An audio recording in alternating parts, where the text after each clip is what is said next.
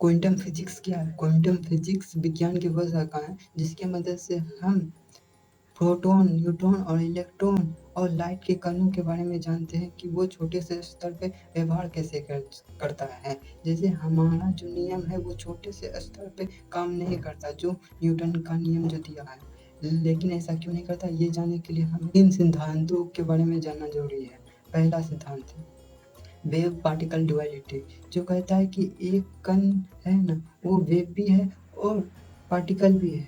जो कहता है एक समय पे वेव भी हो सकता है और पार्टिकल भी हो सकता है। वो ऑब्जर्वर के लिए वेव भी है एक समय तक और पार्टिकल भी है। उसे कोई देख रहा है तो वेव है तो पार्टिकल में बदल जाता है, और नहीं देख रहा है तो पार्टिकल है तो वेव में बदल जाता है।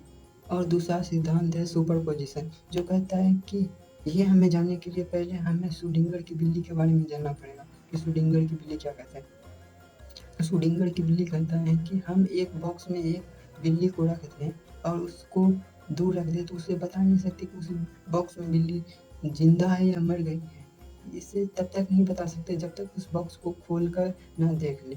और इसीलिए कहता है कि वो बॉक्स में जो बिल्ली है वो मरी भी हो सकती है और जिंदी भी हो सकती है। और तीसरा सिद्धांत कहता है क्वांटम इंटेंगलमेंट, जो कहता है कि एक जो कण है दूसरे कण से इंटेंगल इतना होता है कि पहले कण को हम मान के छोड़ पर रख दें और दूसरे कण को गैलेक्सी से बाहर, तो पहले कण को इफेक्ट करते ही दूसरे कण को भी इफेक्ट करेगा। पहले कण को हम हिलाएंगे तो दूसरा भी कण पलक झपकते ही हिल जाएगा, ये कहता है। और इन सभी के बारे में जानना है इसे क्यों नहीं काम करता क्वांटम फिजिक्स, क्यों नहीं काम करता यहाँ पर न्यूटन का नियम, इसी को क्वांटम फिजिक्स कहते हैं।